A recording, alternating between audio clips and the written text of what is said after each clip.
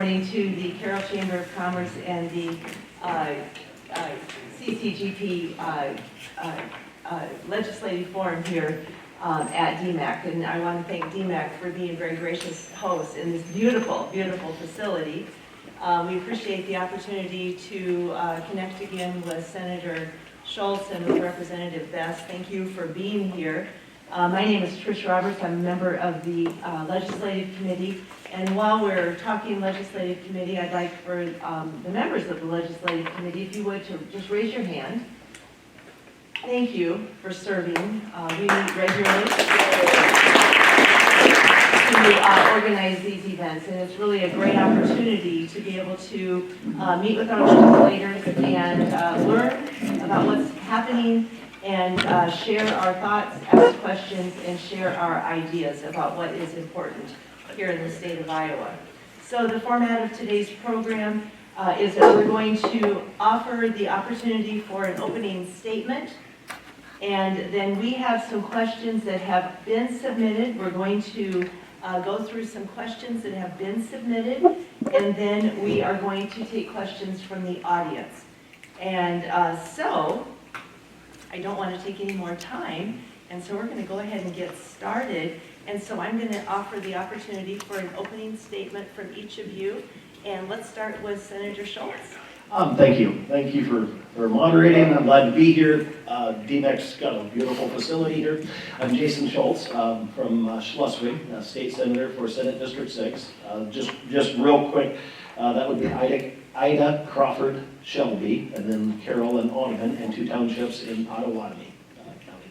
So it covers that area.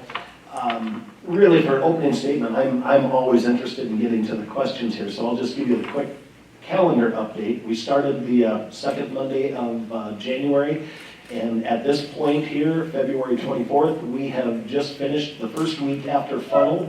The funnel is a self-imposed deadline in which Senate bills have to get out of Senate committees in order to still be alive, and it's a pretty powerful filtering device. Only those that committee chairs and committee members really think it's worth the time to move forward to the majority leader's office, get through there. And that leaves us with a short month before we need now. Our goal is to get our important bills off the floor and sent over to the House, and then they have a short month to consider our bills. They'll be sending their bills over to us, and you folks have been pretty active in that. And we have a short month to consider their bills. So the next time I see you here in Carroll County will probably be right after, I didn't look at the calendar, but probably be right after the second funnel, and then we'll be looking at a list of, the short list of bills that are alive for the session, and it'll be much smaller than the number of active bills now. This week, it was as an example of bills that we want to give the House an opportunity to look at and not have a time crunch. We ran the Religious Freedom Restoration Act off the floor, gender balance repeal. We've moved, and some of this is questions as far as funnel goes.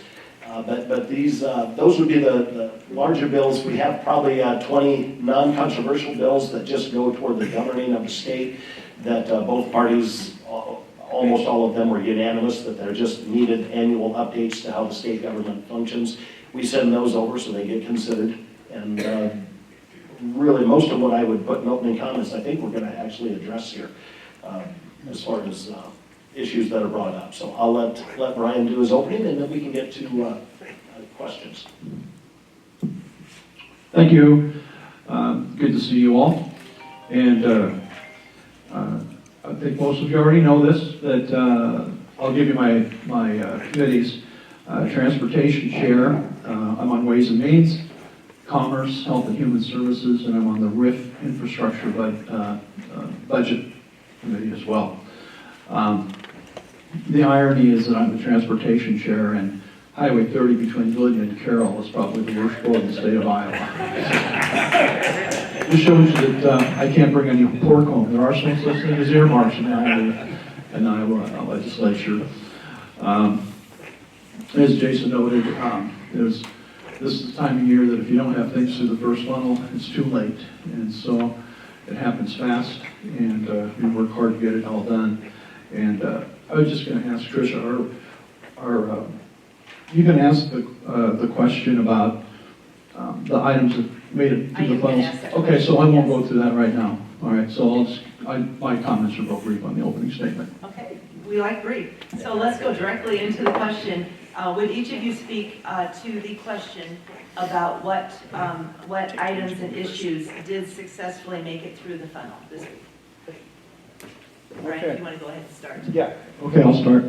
House File 591, an interesting bill that Midwest Interstate Passenger Rail Compact, and that went through transportation, so I'm always a little more interested in transportation bills. But what that bill does is it aligns Iowa with, I believe, 3 or 4 other states that surround us that are already in this compact. And it is a committee that looks at rail transportation between states. And so we work together futuristically with the possibility that maybe there would someday be some type of other than Amtrak, that there would be some other ways and means of get that done. Also, House File 2099, Pharmacy Benefit Manager Bill, the Iowa Insurance Division gives the Iowa Insurance Division a lot more ability to look transparently at what PBMs, Pharmacy Benefit Managers, is what that stands for, in what they do and how they are destroying downtown businesses in the state of Iowa. When you lose your pharmacy in a lot of these communities, you lose a good portion of what makes a community important in rural Iowa. And so I've been saying this for the last 10 years since I've been in there, and we're finally taking some steps, hopefully at the federal level too, to work on that issue, because they are an enemy to small business, no doubt about it.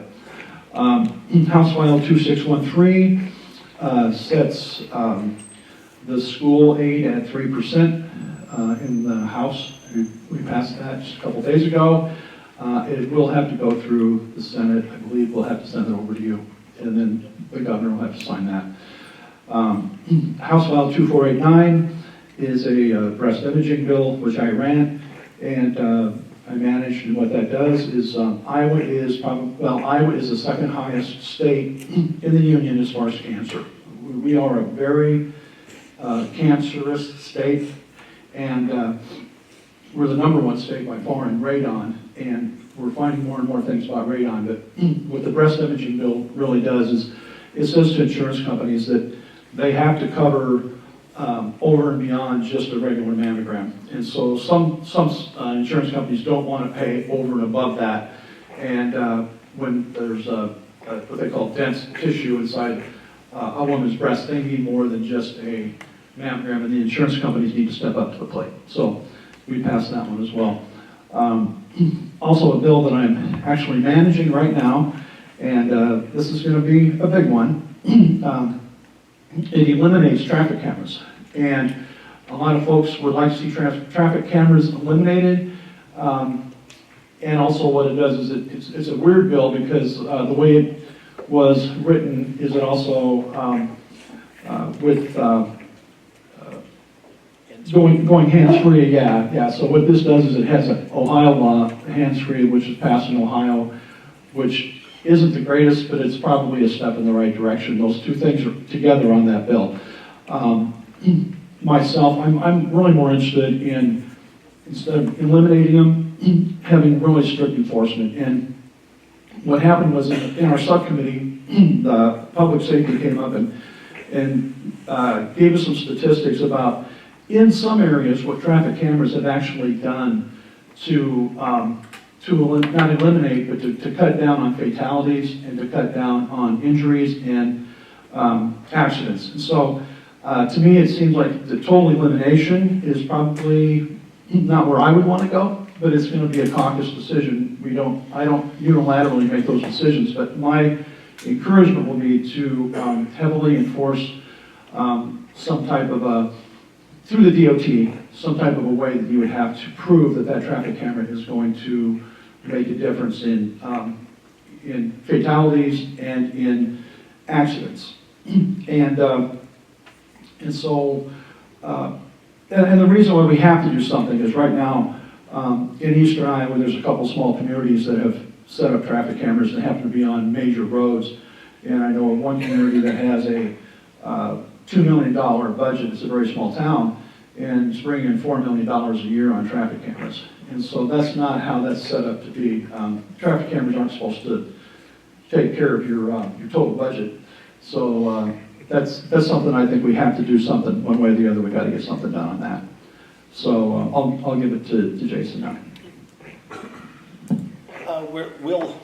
There we go. We'll have a little bit of overlap, but I have some comments on those. As far as what made it out of funnel here, and then I just kind of actually touched on this. We've actually got it off the floor and over to the house is gender balance.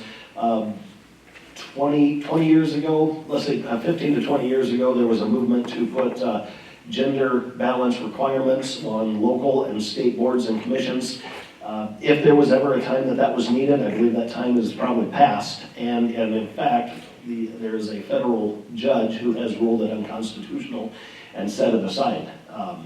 So we've passed that over to the House.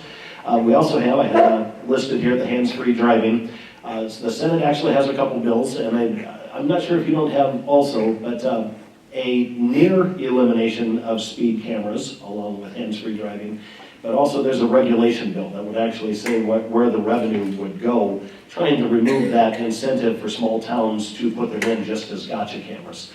I personally think they're unconstitutional simply because you don't get to face your accuser, and also the amount of times where an individual's driving somebody else's car, gets arrested, and I actually I had the lobbyist for the Bar Association actually tell me he was going to charge me with practicing law without a license. He said, it's easy. All you have to do is have the person who was driving the car come and confess, and they'll change the ticket. I'm like, so you're asking a citizen then to surrender their Fifth Amendment rights to self-incriminate in order to appease the unconstitutional nature of the original charge. I don't believe they're constitutional right now, and if somebody wants the cameras, they actually need to amend the Constitution to allow them. I think they actually strike a no-go zone. The bill that would remove cameras in general actually does address the Cedar Rapids S-curve. There is a recognition that there are some places that law enforcement can't even actually safely enforce. I don't know. That's the bill manager's choice.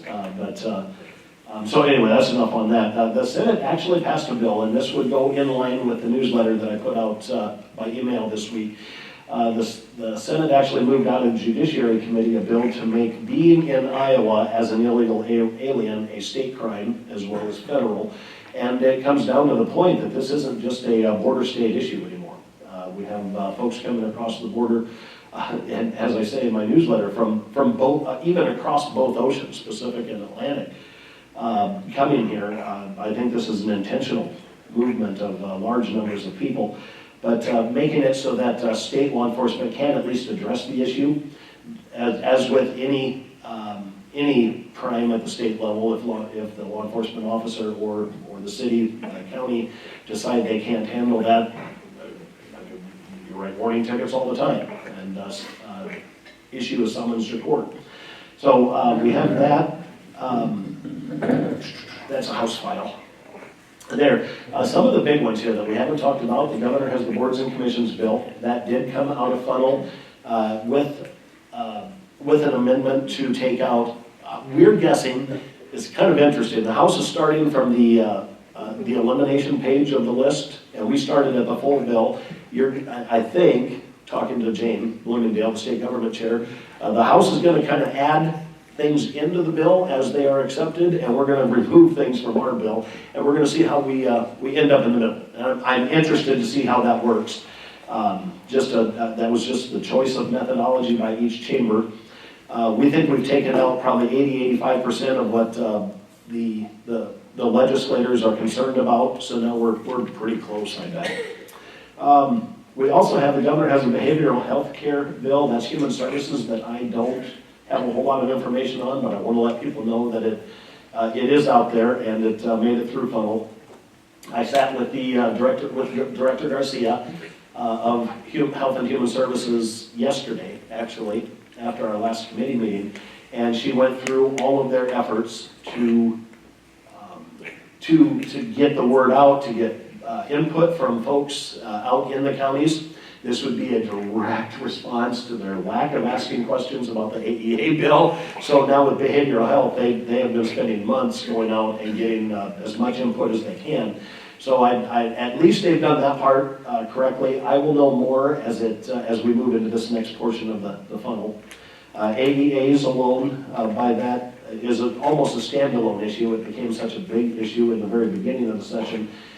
I reported, I think Steve, Brian, and myself all reported in Arcadia last month that we thought the bill was dead. I've answered emails that I thought the bill was dead. I did that sincerely, and then things changed. Senator Lynn Evans of Aurelia is our retired superintendent. I thought he was still working on AEAs as just to develop the ideas where it should have gone so that there was some groundwork laid for next year. Apparently, sometimes that campfire has an ember still burning underneath there that can start a fresh fire. And apparently both chambers have that ember in it. So the issue has come out of funnel on both sides, and yet I'm not convinced that we have the votes to get all the way to the governor. But we're a lot closer than we were in the beginning. In the beginning, it was a catastrophe, and everybody walked away from it.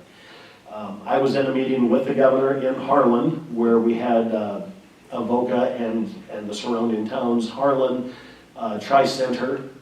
2 weeks before that, I was with the governor in Denison. We had Denison, Holstein, and Ida Grove there. So she is spending time going out, getting feedback, and the superintendents have been pretty vocal in what they're concerned about. From what I understand so far, we're dealing with the largest issue they're having is the slow suspension of some services, media and general ed. So we can talk about that a little bit more and get your side on that too. And then I've actually authored an election integrity bill that did make it through funnel, and the number one issue in that bill for me would be actually using real-time identity verification to go through our voter registration list to make sure that everybody on the list meets Iowa code. Number one would be alive. It's difficult for county auditors to keep up with obituaries, and sometimes the death notices from outside the county or outside the state are less than 100%, but also making sure that the name matches the residence, that there's not multiple registrations, items like that. So with that, we can talk about that down the road, but that would about take care of the funnel list of note to me. Well, it sounds like you've had a pretty busy week. Oh, man. Yes, So, okay, great. So the next question that we'd like to ask, we did have several people ask a variety of questions about this topic. And Senator, you've already addressed to some measure the AEA question, but we do know that there's a bill in both the House and the Senate, and so we'd like to ask both of you to talk a little bit about what's going on in each of your chambers and just inform us on what is happening with the AEA reform. I can finish out the last two thoughts and then go to you. Okay. Just since I just kind of overlapped questions a little bit. Yes. I didn't mean to do that, but I can say generally what I didn't fill in the first time is I check in once, twice a week with Senator Evans, just see what's going on with the bill behind the scenes, and we are down to the point. He says that they're getting close enough in language that superintendents are telling him that yeah, you're getting close to what needs to be done. There is actually a cultural problem that's identified by administrators across the state. What worries me a little bit is I've asked how many are willing to speak out publicly, and he says almost none of them, actually. And I don't know how AEAs can take retribution on schools. But he did tell me the superintendents are a little bit concerned about coming out publicly. I would generalize that, maybe take the drama down one step and say just it's an important close relationship between AEAs and schools, and they're a little bit afraid that if a school administrator takes a position saying that, yeah, AEAs can clean up a little bit, they're afraid that it'll chill that relationship. Currently what we have right now is a plan to try to get more money down to the service providers. Providers themselves hopefully would see almost no change, and I say hopefully because it's not a finished product, I can't predict it, but the flow-through money from the state would stop at the school, and schools would have an opportunity to choose the services. The federal money would continue, which I actually see as a possibility that AEAs would have more money per student to deal with the special ed clients. But we're still not convinced. And like I said, I'm not sure we've got the votes in either chamber, and until I see the last version, I don't know what we have. There is also a report there that would put the AEAs on a reporting system. They'd have to file a plan, how they would lower their administrative costs by 30%, because that's really kind of the genesis of the problem. That the administrative costs are $70 million across the state. We've got CEOs making $300,000 to $345,000. We don't think it's an appropriate use of tax dollars. So that'll finish that out. Okay, so the House version of ADA reform, it creates a legislative task force. At least one of the people on the task force would be from the AEA itself. There would be superintendents, principals, teachers, parents. Anybody that's affected would be on this task force. There's still some optimism among some people that this bill could get through this year. I would think that this would be highly unlikely, and I would be really hesitant to vote for anything until I know that small schools aren't going to be adversely affected. I think under the original bill, and since I'm from Glidden, I'll use Glidden Ralston as an example, would get about $75,000.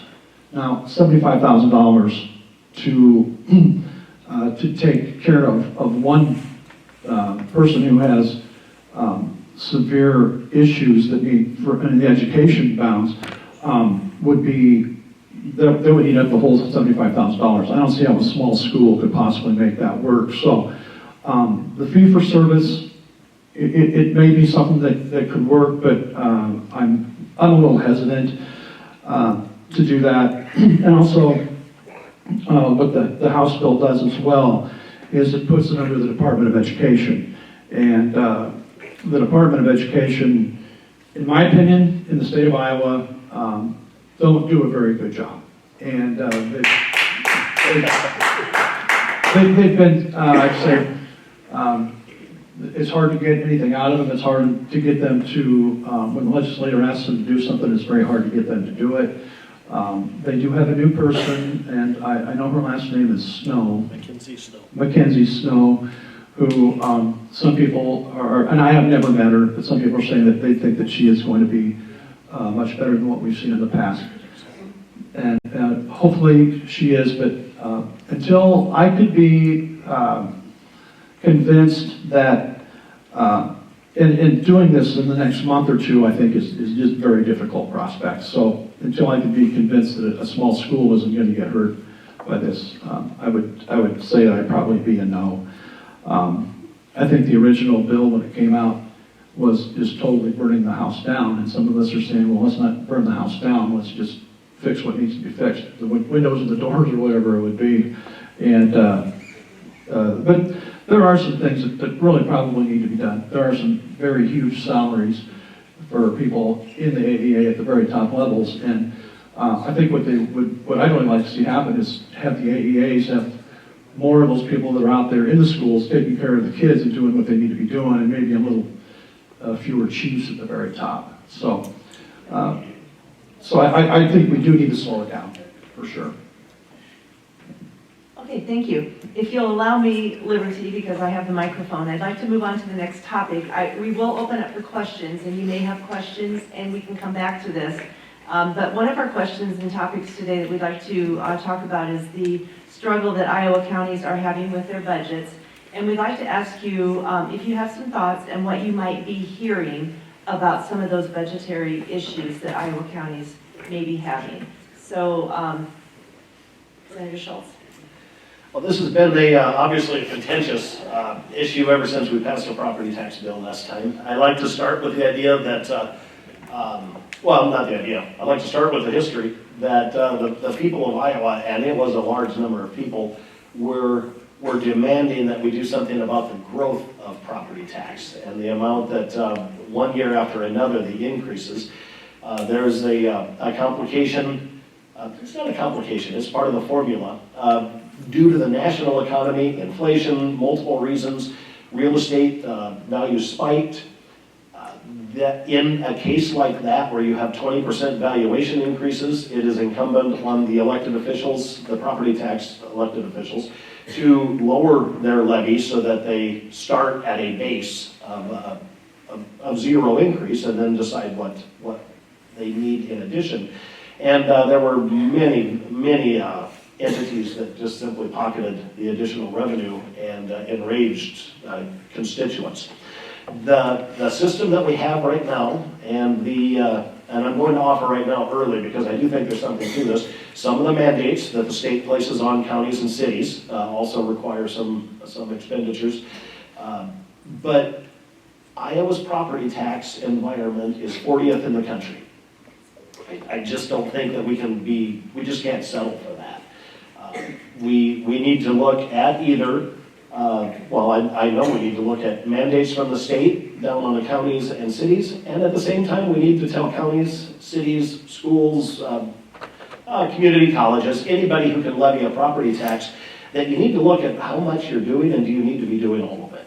So the combination of voluntary versus state mandate needs to be looked at. I am looking forward very much for March 18th. The author of the property tax bill, the Ways and Means Chair, will actually be standing in front of the annual meeting of county supervisors. I'm going to buy a ticket for that, make sure I get lunch, and I'm going to be sitting there, and I can't wait to see. I burned a tremendous number of bridges, I understand, up in Storm Lake at the regional supervisor meeting. After listening to 15 minutes of calling us pretty much every name in the book but a good guy, I answered and listed out their examples of where they took advantage of the property taxpayer. And I've been told I didn't make any friends there, but fighting for the taxpayer is what I'm here for. So I'm satisfied with that. But March 18th, we're going to have a very interesting meeting down at the embassy in Des Moines.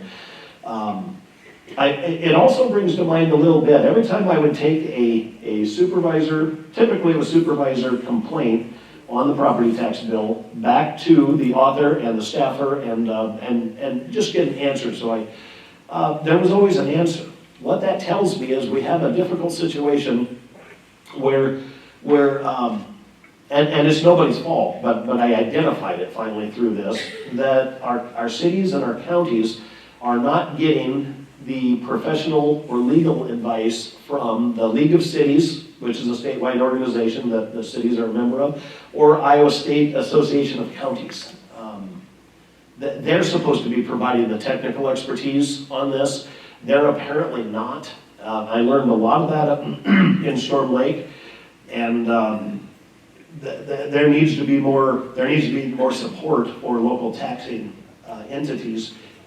Excuse me, just in the realm of understanding the intricacies of the bill and the flexibilities that were put in it. So we have that. But I am actually going to start, and the challenge has been set out there for folks to list out the mandates from the state so that we can see if they're required. Are they outdated? Are they even still needed? Are they relevant? So we're gonna look at our end as well.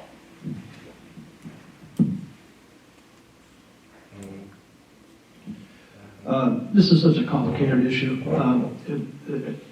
Taxpayers don't want to pay more than they have to, which is understandable. Everybody wants their money to be used efficiently. I'm always hesitant. I'm a little bit, I wouldn't want the job of being a supervisor, let's just put it that way. I think our job is much easier in a lot of ways. Being a supervisor, you've got to balance that tightrope. And so I have a lot of respect for what supervisors have to do in the counties and the city officials as well. I'm sorry to leave you in the, but you're in the same, under the same pressures. And so I understand that. With inflation over the last few years, I know it's got to be a really difficult situation. So I think we want to do the best we can for the taxpayer. And I think we're all in the same boat there. I think we all want to do what we can. So that's really all I have to say about it. It's going to be an interesting year. I'm sure there'll be a lot more things popping up before the end of the year that deal with that, and we'll just take that as it comes. Thank you. Just one more prepared question before we open to the audience. Can you give us an update on the Highway 30 bill? And Brian, you addressed that a little bit earlier, so would you go ahead and start with that? Yeah, so the bill that went through the House told the DOT that they need to prioritize Highway 30.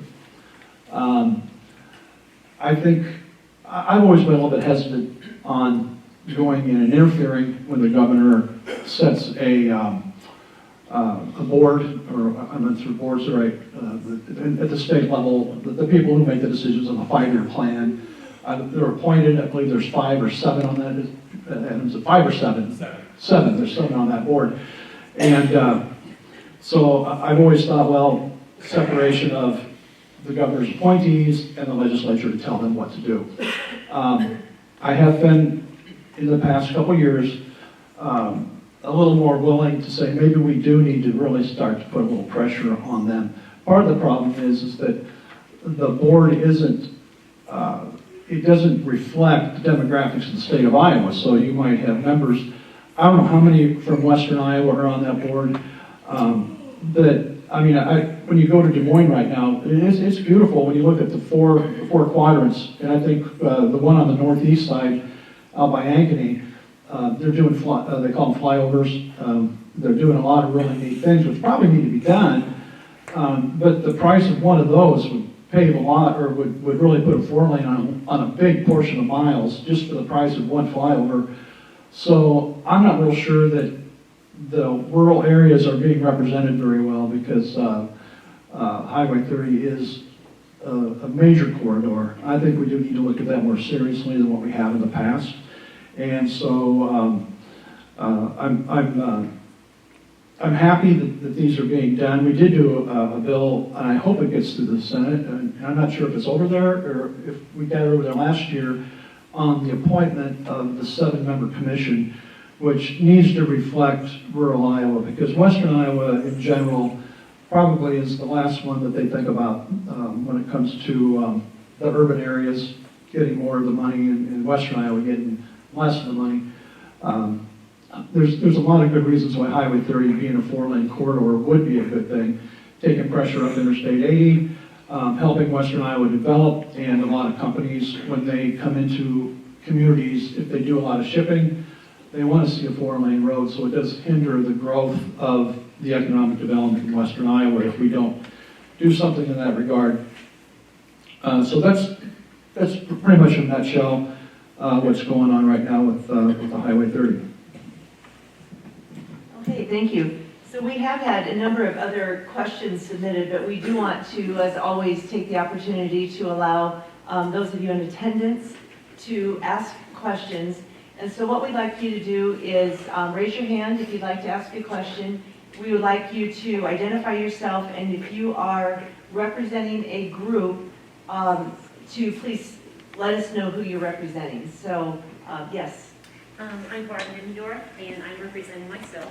And I am going to address a couple of things with the AEA. And Brian, I appreciate your lack of support for this bill and your wavering support for this bill. I appreciate that very much. One thing I do want people to be aware of is the fact that Director of Ed does not have an education degree. If I could just state one thing. It needs to be a question for the legislators, not it's not a platform for a speech. So a Does question. does the director of education have an education degree, or is it only a political science degree? I don't know the answer to that question. I have heard that she doesn't have an education degree. I've been in meetings with her. She's incredibly intelligent and well-informed on education issues. And that came from the meeting yesterday with the governor. Did the platform for this bill come from Florida, Texas, and Virginia? I didn't even know it existed until the condition of the state, so I don't know anything about that. You're not sure where that bill came from? No. Okay. Because a lot of the same language was used in those bills in those states as far as that goes. Okay. Do you think the Department of Education needs to have a PhD who has taught in the state of Iowa and who has had education experience within the state of Iowa, and so that they can be directly engaged with our people in our state? No, I don't think that's a requirement. You don't think a PhD is important to be the director of education in the state of Iowa? Some of the policies I've seen come from well, we'll just say the most educated people have been the most counter intuitive ideas I've ever seen, and have created some of our problems. That's not a blanket statement, but I've just seen, no, I don't see having the letters behind your name be an absolute requirement at all. An administrator as a manager, no, I don't. You don't feel that that degree is going, do you feel like that person should be a resident of the state of Iowa? I assume she is. But previous to this, Well, no, I don't. We've had Department of Transportation directors that were brought in from out of state. Doug Amon, our insurance division director, was recruited from Missouri. When we select, and this has been something that I've been very proud of, former governor, now ambassador is now the traditional, Branstad and Governor Reynolds have been absolute leaders in finding the best talent and expertise from around the country, as opposed to, when I got into the legislature, the governor was afraid to put somebody smarter than him in any of the director positions, and the state government collapsed. So no, I am a full believer in finding the best person. do you know why the praxis test was dropped in the state of Iowa? I remember that happening, but no, I do not. Why was it dropped? Oh, Well, my understanding of the praxis test was that a lot of really good possible teachers were unable to pass it. And I'm not saying that as a judgment on them, but I'm just saying that it was a very difficult test to pass for some people that were really smart, but they just couldn't pass the test. And I never really understood why. In my mind, that was part of the reason why it was dropped. So, and lastly, I'll leave because I knew you had questions. Why do you think there's a shortage of special ed teachers in our state and regular ed teachers in the state? Why do you feel like there's a shortage? Because that's part of our problem as well. Well, I think it's multi-pronged. I think wages have something to do with it, but I don't think that's all that there is to it. I think a lot of it is just the social changes that have taken place where teachers are expected to function as parents, and then in some cases, the parents want them to be the parents until they don't want them to be the parents, and then they support the child over the teacher. I remember when I was growing up, it didn't matter what was fair. If the teacher had a problem with me, my parents had a problem with me, and I could say, hey, no, it's on them, and they're like, no, that just didn't fly. I think there's a lot of, socially what's going on now is parents want to be their kid's best friend, and so they go in and they rip on the school, and they rip on the teachers, and so I think it's just a tough social climate to be a teacher as well. And I think we're trying to address the wage issue. I mean, there's a lot of people that say that we're not doing a good enough job. I understand that, but I think that we're trying. And I get, thank you. And I think, probably if we had better wages for families, some families would have to have 2 and 3 jobs and probably would be better parents as well. Thank you. Okay, next question? Yes, sir. Yeah, so my name is Josh Peter, and I'm on the bargaining team for the Carroll Education Association.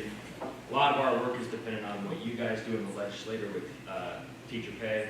So can you provide an update for the timeline of if and when that bill might pass, and also how that's going to be funded? Because again, that kind of plays into what we're going to do. Senator Schultz. Whichever one of you want to go first. Well, I do, my understanding is that the teacher pay bill did come out of funnel. I mean, so it's alive on our side. I don't know much else beyond that. The governor spoke to it yesterday in Parliament. My concern on it is if the decision if the decision is made to move that all the way through, I'm actually more, I've never been totally satisfied when we do a teacher pay bill. I'd prefer to have it in, built into SSA, but that doesn't seem to be the direction the Education Committee, the governor, and leadership are doing. So it's through funnel is really all I have. Not being on the committee, I don't have any behind the scenes input. Yeah, the teacher pay bill, I know we're looking at that in the House as well. I believe the governor said $96 million. Does that sound right? 96 million would go to that. All the way to 50,000. Yeah, if it goes all the way to 50,000. The problem, I think, with the original teacher pay bill, though, is it got everybody up to $50,000. It didn't reward teachers that were at $50,000 or maybe at $51,000 and had been in it for 10 years or whatever. So, I mean, I think there were some flaws in that way. I do agree, Jason, on maybe if it was just to go to SSA, it would be a little bit easier. It's going to be, whatever it is, it's going to be something that's going to be, it's going to go on for perpetuity. So if you do that, you might as well put it in SSA because you're never going to, you're not going to, the state can't do that and not say we're not going to fund it in the future, so it has to be funded. The increases need to go there just like it would to SSA, so it only makes sense to me that it would be put in the SSA budget, but it's its own thing, so. Just a quick follow-up, if I could. That 96 million, is there any idea, any discussion of how that might be appropriated for a school district based on enrollment? Any idea as far as that goes? Well, historically, usually it just based on how many pupils. I mean, you just divide the state by the amount of pupils you have, and the schools would just reap the benefits based on how many students they have in their enrollment, as far as I know. Thank you. Another question? I'm Connie Bach. I am a member of NAMI, Carroll County. I was in Des Moines Tuesday. We were at the State House. You guys are both busy. I know I did put in a note, and you guys were busy. But there was another group there advocating for mental health services. We're basically in agreement of combining, mental health substance bill together. You're taking out some of the core part of it that needs to be included. But I guess my question for you is the biggest thing is cost, money, and so many of our mental health providers, Medicaid, it's back to the Medicaid issue of getting some better payment for our providers, and also getting more services in Western Iowa. I'm sorry, it's like you guys think Iowa doesn't exist after Jefferson, because what we have in Western Iowa for mental health services is so minimal. So I'm just hoping you guys can steer something our way. The AEAs, we're very supportive of them because in our rural areas, they're the only source families have for their kids to get some mental health services and to get some mental health evaluation, and also to help those families. The AEA also works with the families. And so, but, we have kids that come into ER up here in Carroll in crisis situations. And that was the big thing. And I am part of that group that Health and Human Services is trying to get real lived experience from and stuff. They have something coming up in March that I'll be part of. But anyway, as far as crisis management here, it doesn't exist. And these kids sit in ER. I mean, I had a granddaughter, 2.5 days. She finally went to Bettendorf. You put a kid in a van at 12 o'clock at midnight and send her through to Bettendorf, Iowa. As a mother, as a grandmother, that's horrifying. But anyway, I'm just hoping as you look at some of these things, Medicaid, I think for a lot of health services, we just need to, especially in our rural areas, and we're seeing where, you know, that is most of the reimbursement for mental health services. And Trish, you know what it is up at the hospital. So if you can find a way to increase that a little bit, I don't know how, but it really needs to be done to keep our hospitals here, our OB/GYN people here. But anyway, I felt kind of sad when I left the Capitol after talking to other people there, because, you know, the 2 words we came out with was defund and discriminate, and that's what people felt like. And so, anyway, that was my day in the Hill Tuesday. Would either of you like to make a comment? I'll start. I think we are trying to do more. I know that I know the money is an issue. One thing that we've done, and I think is important, is we've allowed telehealth, and we've told insurance companies you have to pay for telehealth as part of mental health. Because with the amount of professionals that are available to do one-on-one, and with the problems with mental health, and with the amount of patients out there that need help, and without telehealth, I think that it's really a problem. There's a person here in Carroll who's got it's called Classroom Clinic, which is an amazing thing that she's doing a great job with, and trying to get telehealth and regular folks to come into schools and go in and pay through the MCOs and Medicaid and with insurances and all. I think what she's doing is really good. And in the area of schools, we've got to get that in the school, because these kids having to go out into the without having it in schools, I think we're going to have a problem down the road. So I'm really glad that we're integrating it into the schools, so it's a lot easier for kids that need the help to get it. So we're trying to get on the right track on that issue. We got a lot of work to do. I guess I don't have a whole lot, but I would like to make sure my takeaway is correct there. You are part of the public outreach that the Human Services is doing to communicate the bill. Did I understand that correctly? I think, I was on a panel, virtual panel a couple weeks ago with Human Services, and they had 2 gals out of Boston that were kind of facilitating it. And yes, and trying to put things together here. They will have another one in March, but they're, you know, who they want to work with is people with lived experience with mental health issues and stuff, so they can kind of coordinate and see what they need to put into this. I'm glad to hear that, and it sounds like you like the direction it's going generally. I don't want to put words in your mouth, but right now it looks like it might be a workable idea. Oh yeah, I think it is. Like I say, they looked out some of the core of it. One of it being is they don't have a children's psychiatrist specialist on any of this. And children, you know, nowadays, we really need to address it at a younger age, and they don't have any child psychiatry specialists on this.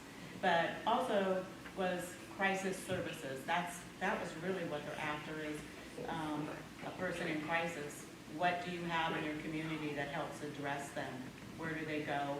And so, but yeah, we'll see. Thank you. I mean, that's just, first of all, I'm relieved to hear that. I was very happy to hear the outreach they were doing, and to have a firsthand account of that actually makes me feel much more confident. Thank you. Thank you. Yes. Marty Halbert, I don't represent anybody except my wife now, since I'm retired after 46 years of dental practice. I want to comment on the telehealth. We got tired of waiting for the state to get in gear to fund this. The Dental Association went a few years ago. I've had a card in my office that had 74 different languages in. I get called in at 2 o'clock in the morning and have to work on something, we just ask them which, show them the card, which language they are. I call an 800 number in there, somebody answers, and we say language 52, and we can speak. We went out and got private funding, but getting geared to fund this and help these people. Thank you. Other questions? Yes, sir. Well, I guess I can't stand up. Gene Minor, Carroll County Supervisor. Senator, I want to respectfully disagree with you on House File 718. Carroll County historically has been on the lower end of the tax basis for years. We've been very conservative here. We've got into a position now, you guys keep forcing this stuff onto us, and you overlooked home rule. You basically threw it in the trash can. We are closer to, where the rubber meets the road. We're closer to our constituents than what you are. So they'll tell us what they want. The other thing is, by this, what you're doing is 718, you're forcing us to reduce, which I'm not opposed to keeping taxes lower. I've always been that. But you're also bringing on unfunded mandates. That, sending that mailing out to every taxpayer is going to cost us roughly anywhere up to about $20,000, somewhere in that neighborhood. We don't really know yet. And we've made some really hard decisions. We're in the middle of our budget right now. But by you guys putting pressure on us, we are going to have to make hard decisions what we're going to fund and what we're not going to fund. There are some organizations that rely on us for some support. We're going to be cutting some of them out.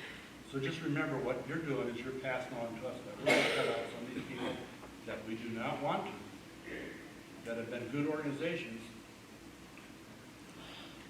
It's just, but it just keeps going down. Every time you turn around, we get an unfunded mandate. And you want us to cut, but yet at the same time, last year we budgeted on just on our liability insurance and vehicle and property, we over budgeted at 10% last year. Well, we wound up with a $90,000 shortfall this year that we got to come out of reserves. So tell me, how do we operate that way when you're forcing us to make reductions? You're tying our hands.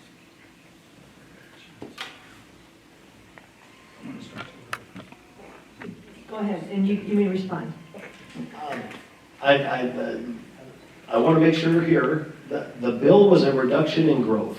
There was no cuts anywhere around the state. But when you reduce growth, if we have, which we found out we're in that growth, and we got cut off by just the rounding on that damn thing. And you know, when you got growth, you also have additional expenses on infrastructure and things like that. So you're penalizing people that want to grow. I would offer that, so it's, I would offer that it's very telling that you always use the word cut, but now when I mentioned that it was a reduction in growth, that's what the people of Iowa are looking for, is not to grow so fast. So there's a mentality there that I think you and I are different on. I'm worried about those folks. I think you guys always rush into things and don't think things through, and you don't see what the outcomes are going to be. I personally think years back, you guys do things in a big hurry. This was all done in a big excuse my ass hurry. And I'm going to tell you, the other thing is, I think what you do is when you want to do something like this, why don't you guys get to the point where you pick out 2 counties or whatever and you do a pilot? And if it doesn't work, you back, and I hate the word backfill, but reimburse them for any shortfall. Do a study instead of rushing into things.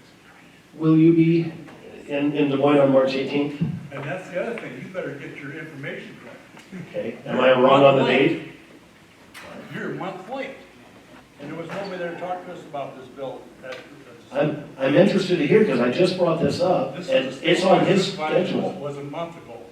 Well, I knew about that one. I met with supervisors. There's nothing, that is not on the 18th either. It's on his calendar. I mean, I just brought it up here Thursday. Dawson's. There may be another event there. I just We're not talked. going to be there the 18th. All right. I can say that. Not as that group, not as ISAC, I'm assuming. Nope. Fair It sounds like we need to have more conversation. Let's continue that maybe after this meeting.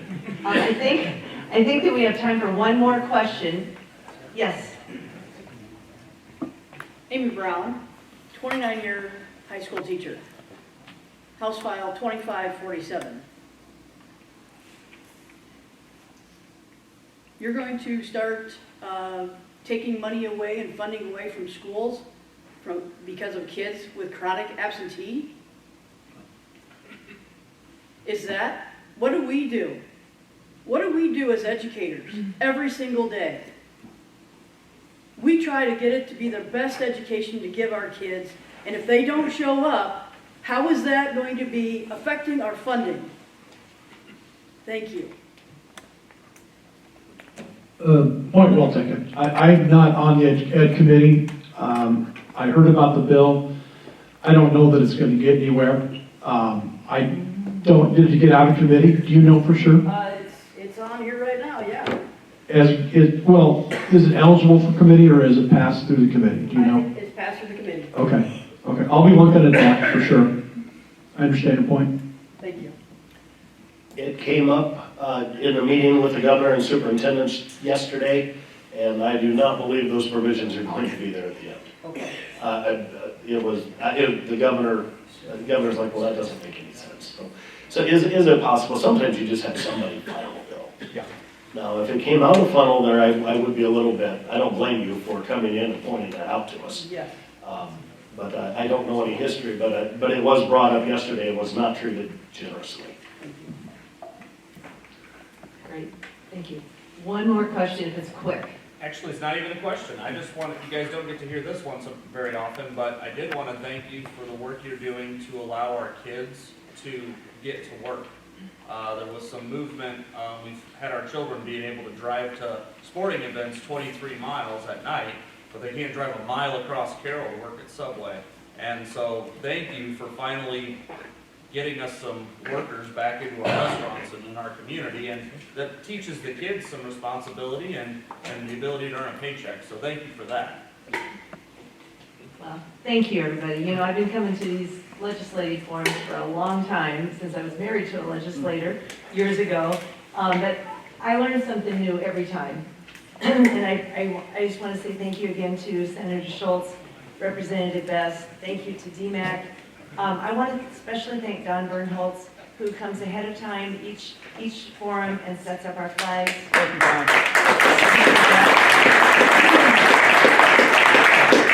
Thank you all for the great questions. I know that Brian and Jason are willing to stay and answer questions, have conversation. There is a lot going on, a lot of important conversations. So thank you, everybody. Have a great weekend. Enjoy this beautiful weather. Thank you, everybody.